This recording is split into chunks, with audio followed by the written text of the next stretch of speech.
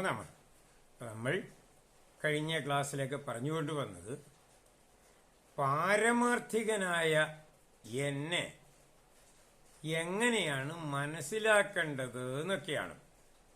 അതിന്റെ സ്വഭാവം, പാരമാർത്ഥികനായ ഞാൻ എന്ന അവസ്ഥയുടെ സ്വഭാവം എങ്ങനെയൊക്കെയാണ് എന്ന് ഊഹിക്കാനുള്ളൊരു ശ്രമമായിരുന്നു കഴിഞ്ഞ ക്ലാസ്സുകളിലൊക്കെ നടന്നുകൊണ്ടിരുന്നത്. പക്ഷേ അത് എത്ര പറഞ്ഞാലും നമുക്ക് നേരിട്ട് പറഞ്ഞാൽ മനസ്സിലാകുകയില്ല. നമ്മൾ ഇന്ദ്രിയ ഗോചരത്വം ഉള്ള അവസ്ഥകളെ മാത്രമേ നമുക്ക് അനുഭവിച്ച് ശീലമുള്ളൂ. ഡയറക്റ്റായിട്ട് മനസ്സിലാക്കുക എന്ന് പറയുന്നത് എന്താണ്? മനസ്സിൽ ആക്കുക എന്ന് പറഞ്ഞാൽ എന്തു ആയിക്കോട്ടെ, മനസ്സെന്തു ആയിക്കോട്ടെ. പക്ഷേ ഈ മനസ്സിൽ ആക്കുക എന്ന് പറഞ്ഞു കഴിഞ്ഞാൽ നമുക്ക് പെട്ടെന്ന് ഉള്ളിലേക്ക് വരുന്ന എന്തോ ഒരു ബാഗ്, അല്ലെങ്കിൽ ഏതോ ഒരു മുറി, അല്ലെങ്കിൽ എന്തോ ഒരു സ്ഥലം, ആ സ്ഥലത്തിനുള്ളിലേക്കാക്കുകയാണ്. ശ്വാസം എടുക്കുക എന്ന് പറഞ്ഞാൽ ശ്വാസകോശത്തിനകത്തേക്കാണ് വലിച്ചു കയറ്റുന്നത്, അല്ലേ? ആഹാരം കഴിക്കുക എന്ന് പറഞ്ഞു കഴിഞ്ഞാൽ ആഹാരം നമ്മളുടെ ഈ ശരീരത്തിനകത്തേക്കാക്കുകയാണ്.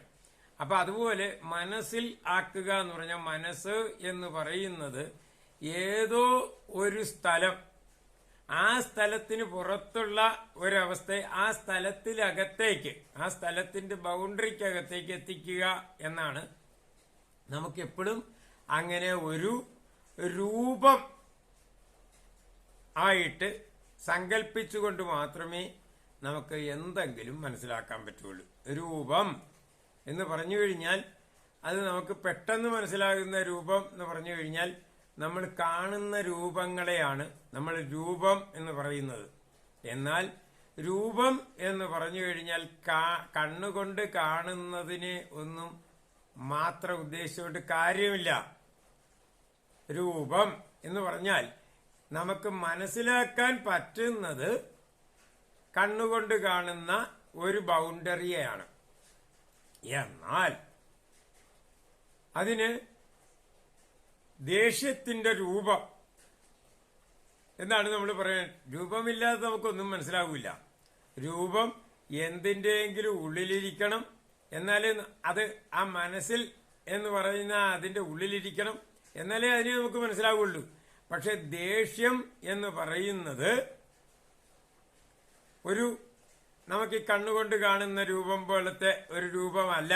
പക്ഷെ എന്നാലും നമുക്ക് ദേഷ്യം എന്ന് പറയുന്നത് മനസ്സിലാവും. പക്ഷെ നമുക്ക് വേറൊരാൾക്ക് ദേഷ്യം വന്നോ ഇല്ലയോ എന്ന് മനസ്സിലാക്കുന്നത് എങ്ങനെയാണ്? ആദ്യം ആ ആളിന്റെ മുഖത്തുള്ള എക്സ്പ്രഷൻസ് നോക്കും. അത് കഴിഞ്ഞ് ആ ശബ്ദത്തിന്റെ വേരിയേഷൻ, അത് വേറൊരു രൂപമാണ്. രൂപം, ശബ്ദത്തിന് രൂപമുണ്ട്. ലൈറ്റ്, നമ്മൾ കാണുന്നത് ലൈറ്റ് ഉപയോഗിച്ചാണ് കാണുന്നത്. ലൈറ്റിന്റെ രൂപമല്ല നമ്മൾ പക്ഷെ കാണുന്നത് എന്താണ്? ആ ലൈറ്റ് ഉപയോഗിച്ച് റിഫ്ലക്റ്റ് ചെയ്തു വരുന്ന ഒരു കാര്യമാണ് കാണുന്നത്.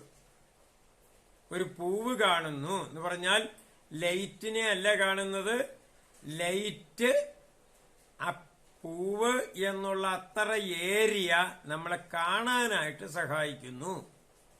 നമ്മൾ ശാസ്ത്രീയമായിട്ട് പഠിച്ചത് കൊണ്ടാണ് പൂവ് കാണുന്നത്. ആ പൂവിൽ ലൈറ്റ് തട്ടി നമ്മളുടെ കണ്ണിലേക്ക് വന്ന് കയറി കണ്ണിന്റെ റെറ്റിനയിൽ ഇതൊക്കെ പതിച്ച് ഇങ്ങനെയാണ് കാണുന്നത് എന്ന് നമ്മൾ മനസ്സിലാക്കിയിരിക്കുന്നത് എന്താണ്? പഠനം കൊണ്ടാണ്. അങ്ങനെ മാത്രമേ കാണുകയുള്ളൂ എന്നാണ് നമ്മൾ വിചാരിക്കുന്നത്. അത് പഠിച്ചു വച്ചിരിക്കുന്നത് എത്ര കൊണ്ട് ഉറയ്ക്കുന്നു അതുപോലെയാണ്. പക്ഷേ നമ്മൾ സ്വപ്നം കാണുമ്പോൾ കണ്ണടച്ചു കിടന്നുകൊണ്ടാണ് ഈ പൂവ് കാണുന്നത്, അല്ലെങ്കിൽ വേറെ ഏതെങ്കിലുമൊക്കെ കാണും. എല്ലാം ഈ പ്രപഞ്ചത്തിൽ കാണുന്നതെല്ലാം നമ്മൾ സ്വപ്നത്തിലും കാണും. പക്ഷെ അത് നമ്മൾ അപ്പോൾ കാണുന്നു എന്ന് പറയുന്ന ഞാൻ കാണുന്നു എന്ന് പറയുന്ന ഞാനെന്ന് പറഞ്ഞാൽ ശരിയാകില്ല. കാണുന്നു, കാണുകയായിരുന്നു എന്ന് പറയുന്ന ഞാനെന്ന് പറയണം. എന്ന് പറഞ്ഞാൽ സ്വപ്നം കാണുന്ന അവസ്ഥയിൽ നമ്മൾ കണ്ണടച്ചുകൊണ്ടാണ് സ്വപ്നം കാണുന്നതെന്ന് നമ്മൾ മനസ്സിലാക്കാറില്ല. ഉണർന്നു കഴിയുമ്പോഴാണ് സ്വപ്നം എന്നൊരവസ്ഥയെപ്പറ്റി നമുക്ക് ബോധമുണ്ടാകുന്നത്. ഉണർന്നു കഴിയുന്ന സമയത്ത് ആ സ്വപ്നം ഒരു പാസ്റ്റ് ടെൻസിലേക്ക് പോയത് കൊണ്ടാണ് സ്വപ്നമായത്. ഉണരുന്നത് വരെ അതെന്തായിരുന്നു? അത് ജീവിതമായിരുന്നു. എന്ന് പറഞ്ഞാൽ ജീവിതവും സ്വപ്നവും തമ്മിൽ ആകെപ്പാടുള്ള വ്യത്യാസം എന്താണ്? ഒന്ന് കഴിഞ്ഞു പോയത്, ഒന്ന് ഇപ്പോൾ അനുഭവിക്കുന്നത്.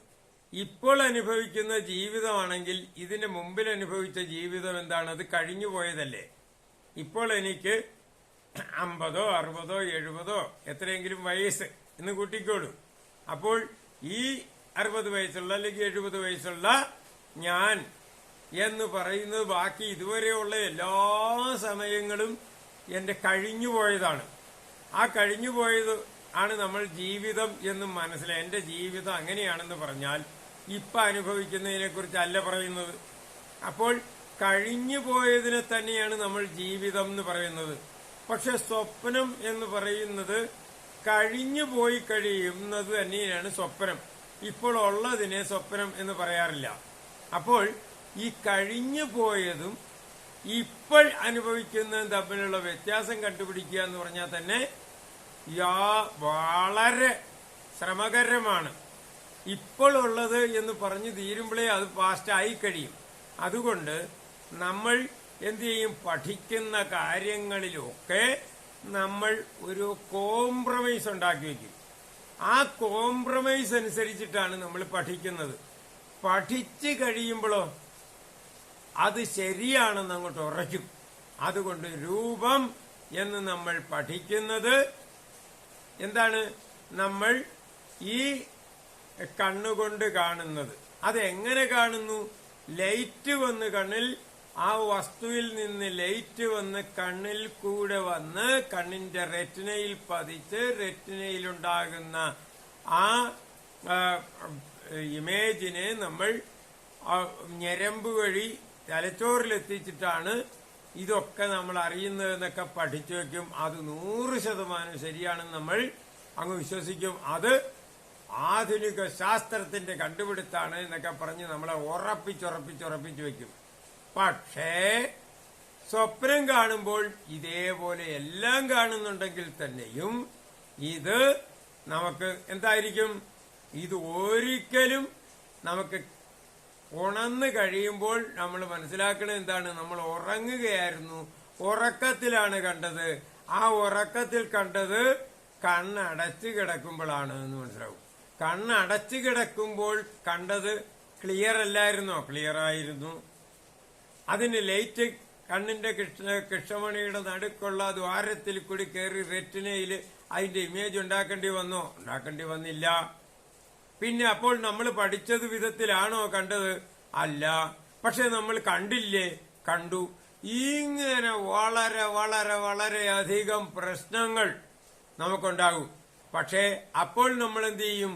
പഠിച്ചതിനെ ഇത്രയും കഷ്ടപ്പെട്ട് വളരെ വർഷങ്ങളായിട്ട് എന്ന് നമ്മൾ കണക്കാക്കുന്ന റിസർച്ച് നടത്തി പഠിച്ചവരായിട്ടുള്ള ശാസ്ത്രജ്ഞന്മാര് ഇത്രയധികം വർഷങ്ങളുടെ ശ്രമഫലമായിട്ട് കണ്ടുപിടിച്ചൊരു സാധനം നമുക്ക് ഒറ്റടിക്ക്, അത് നമ്മളും വളരെ കഷ്ടപ്പെട്ടത് പഠിച്ചു പാസ്സായി ഇത്രയധികം പരീക്ഷകളൊക്കെ പാസ്സായിരിക്കണം. നമ്മൾ ഒറ്റടിക്ക് അത് തെറ്റാണെന്ന് പറഞ്ഞാൽ നമുക്ക് അംഗീകരിക്കാൻ പറ്റില്ല.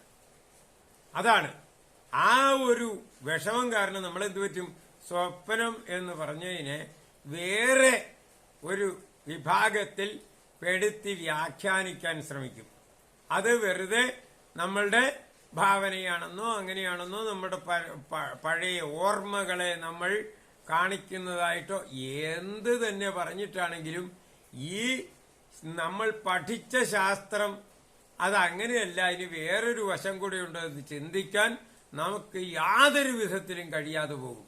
നമ്മളുടെ ഈ അഡമൻസി നമ്മൾ പഠിച്ച് വളരെയധികം കാലമെടുത്ത് പഠിച്ച് ഉറപ്പിച്ചു വച്ചിരിക്കുന്നതും ഇതേപോലെ പഠിച്ചവർ പല പല പല കാലങ്ങളുമായിട്ട് അവരുടെ പഠനത്തിന്റെ ആ പ്രക്രിയയിലൂടെയൊക്കെ നേടിത്തന്ന അറിവും നമ്മളുടെ ശ്രമം കൊണ്ട് നേടിയതും ഒക്കെ ആയിട്ട് ഉറപ്പിച്ചു വെച്ചിട്ടുള്ള ഈ അറിവിനെ നമുക്ക് മാറ്റാൻ യാതൊരു കാരണവശാലും തയ്യാറല്ല എന്നുള്ളത് കൊണ്ടാണ് നമുക്ക് പാരമാർത്ഥികമായിട്ടുള്ള സത്യത്തിലേക്കുള്ള പോക്ക് വളരെയധികം പ്രയാസമായിരിക്കുന്നത്.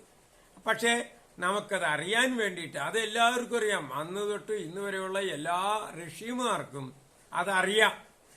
അതുകൊണ്ടാണ് അവര് ഇതിനകത്തേക്ക് പടിപടിയായിട്ട് കയറി ചെല്ലാൻ വേണ്ടിയിട്ടുള്ള മെത്തേഡുകളിൽ നമ്മൾ പല പല കാര്യങ്ങളെ അറിയാം. എങ്ങനെയാണ് നമ്മൾ ഒരു തേങ്ങയ്ക്കുള്ളിൽ വെള്ളം ഉണ്ട്, അത് കുടിക്കണം എന്നുണ്ടെങ്കിൽ ആദ്യം തേങ്ങ പൊതിക്കണം. പൊതിച്ചൊരു വളരെ പാടുപെട്ട് അത് പൊതിച്ചെടുത്തു. അതിന് നമ്മൾ ടൂൾസ്, ആ പൊതിക്കുന്നതിനാണ് ടൂൾസൊക്കെ നമ്മൾ ഉണ്ടാക്കുന്നത്. അല്ലെങ്കിൽ കൈകൊണ്ടോ കടിച്ച് പല്ലുകൊണ്ടോ കൈകൊണ്ടോ ഒക്കെ കടിച്ച് പറിക്കണമെങ്കിൽ വളരെ പാടുപെട്ട ഒരു സാധനമാണത്. പക്ഷെ അത് ടൂൾസ് കൊണ്ട്, ആ ടൂൾസിനെയാണ് നമ്മൾ എല്ലാ ഡെവലപ്മെന്റ്സും വരുന്നത്. എന്തിനാണ്?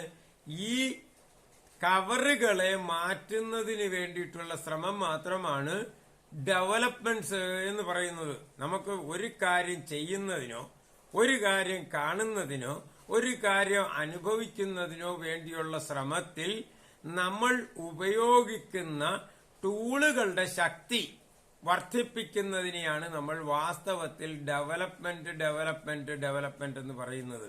പക്ഷേ നമ്മൾ അറിയേണ്ടുന്ന കാര്യം എവിടെയാണ്? ഈ ടൂൾ ഉപയോഗിച്ച് ഈ മൂടപ്പെട്ടു വച്ചിരിക്കുന്ന പല പല തലങ്ങളിലുള്ള കവറുകളെ ആ ഉള്ളിലേക്ക് ചെല്ലാനുള്ള ശ്രമത്തിന് വേണ്ടി ഉപയോഗിക്കുന്ന ഈ ടൂളുകളെ മാത്രമാണ് നമ്മൾ ഡെവലപ്പ് ചെയ്യുന്നത്. ഉള്ളിലേക്ക് എത്തിക്കഴിഞ്ഞാല് നമുക്ക് അറിയേണ്ടത് അറിയാനും രുചിക്കേണ്ടത് രുചിക്കാനും കാണേണ്ടത് കാണാനും ഒക്കെ ആയിട്ട് പറ്റുള്ളൂ. അതുകൊണ്ട് തേങ്ങ പൊതിക്കുന്നു, അത് കഴിഞ്ഞു വരുന്ന ചിരട്ട പൊട്ടിക്കുന്നു, അത് കഴിഞ്ഞു വരുന്ന വെള്ളക്കാമ്പ്, അപ്പൊ തൊട്ട് നമ്മുടെ അനുഭവം തുടങ്ങും. അതിനെ നമ്മൾ ഉപയോഗിക്കുന്നു, അതിനകത്തുള്ള വെള്ളം ഉപയോഗിക്കും. അപ്പോഴും എന്താണ് അതിന്റെ പാരമാർത്ഥികമായിട്ടുള്ള ഇതിനെല്ലാം ഉണ്ടാക്കിയിട്ടുള്ള അതിന്റെ ഈ തേങ്ങ എന്ന് പറയുന്ന ഒരു വിത്താണ്. ആ വിത്തിൽ വിത്തായിട്ടിരിക്കുന്ന ഭാഗം അപ്പോൾ എത്ര ഉപയോഗം മരിക്കുന്നവരെ ഉപയോഗിച്ചുകൊണ്ടിരുന്നാലും തേങ്ങയ്ക്കകത്തുള്ള വിത്തിനെ നമുക്ക് കാണാൻ പറ്റുകയില്ല. അതുകൊണ്ടാണ് അതിന് അടുത്ത തലത്തിൽ ഉള്ള ഇത്രയെല്ലാം ഇതിനെ കറക്റ്റായിട്ട് കാണാനുള്ള ട്രെയിനിങ്, ഇതെല്ലാം നമുക്ക് ഏതെങ്കിലും വ്യാവഹാരിക തലത്തിൽ ഉപയോഗപ്രദമാക്കാനുള്ള തലങ്ങളിൽ നിന്ന് മാറിക്കൊണ്ട് പാരമാർത്ഥിക തലത്തിൽ ഉപയോഗത്തിന് വേണ്ടിയിട്ടുള്ള ശ്രമങ്ങൾക്ക് വേണ്ടിയിട്ടുള്ള പ്രത്യേക രീതിയിലുള്ള പഠനമാർഗം, പഠനമാർഗമല്ല സാധനാമാർഗം ശീലിക്കുന്നവർക്ക് മാത്രമേ അതിനകത്തേക്ക് കടക്കാൻ പറ്റുള്ളൂ. അതുകൊണ്ട് അതിനു വേണ്ടിയിട്ടുള്ള കുറേശ്ശെയായിട്ടുള്ള ഒരു ശ്രമങ്ങൾ സാധാരണ ജനങ്ങളിൽ വരെ നടത്താൻ വേണ്ടിയിട്ടാണ് പൂർവസൂരികളായിട്ടുള്ള ഋഷിവര്യന്മാര് വളരെ നിസ്സാരമെന്ന് തോന്നുന്ന പ്രാർത്ഥനാ സംവിധാനങ്ങളിലൂടെ കടന്ന് ശാസ്ത്ര തത്വങ്ങളെ വളരെ ഗോപ്യമായിട്ട് അതിനകത്ത് ഉൾക്കൊള്ളിച്ചുകൊണ്ട് വളർത്താൻ ശ്രമിച്ചുകൊണ്ടിരിക്കുക. അത് ഗഹനമായിട്ടുള്ള ശാസ്ത്രങ്ങളിലേക്കും അപ്പൊ പോകും. ഇത് രണ്ടും പാരലായിട്ട് പോയാൽ മാത്രമേ നമുക്ക് ശരിയായിട്ടുള്ള ആ ഒരു അറിവിലേക്ക് എത്താൻ പറ്റുള്ളൂ. ഇന്ന് ഇത്രയും മതി. നമുക്ക് സിമ്പിൾസ് ഒക്കെ എങ്ങനെയാണ് ഉപയോഗിക്കുന്നത് എന്നൊക്കെ അടുത്ത ക്ലാസ്സിൽ തൊട്ട് പറയാൻ ശ്രമിക്കാമെന്ന് വിചാരിക്കുന്നു. ഇന്നത് മതി. ഓം നമഃ ശിവായ.